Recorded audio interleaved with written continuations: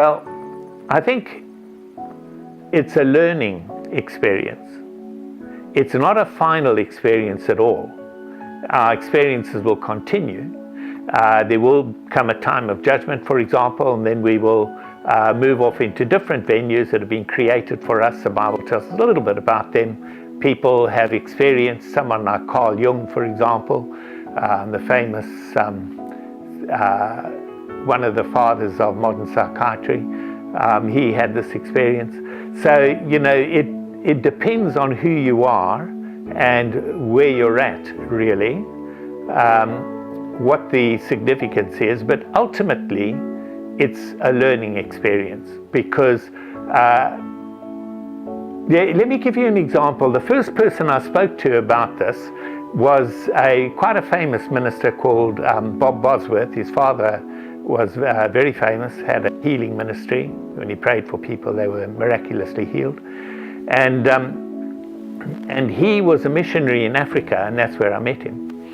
And he said when he had his experience, God made it clear that he was showing him things that should be improved in his ministry. And so he was shown his life and his ministry, but it was not a judgment. And I've come across that from so many people. This is not a judgment. Judgment comes some later time. This is not judgment. This is really an opportunity for self-evaluation, and depending upon what you as a person can change will be your coming back to earth. In many cases, mothers come back because of their children. They plead to come back. Well, not too many plead to come back, but some do. And they are shown by God, this is part of the learning experience, what would happen to those children if they didn't return. Because you still have free will. If you don't want to, you can exercise your free will. But they are shown, like I was reading this morning, a lady was talking about the fact that she wanted to stay. She said to Jesus, I want to stay with you, I don't want to go back.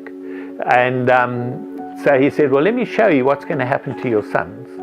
And she could see that her husband was going to get a new girlfriend who didn't care for the kids anymore, that they were unhappy and not cared for, and so on. And that definitely would have happened because that's what God showed her.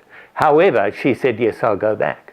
And so immediately she was back. It's interesting that from your earlier question about about the sort of different stages that you move through in a near-death experience, but the return is usually almost immediate. You don't really know, how you got back. Just suddenly you're back in your body in this very cumbersome thing when you've had this wonderful light movement for so long. So, yeah.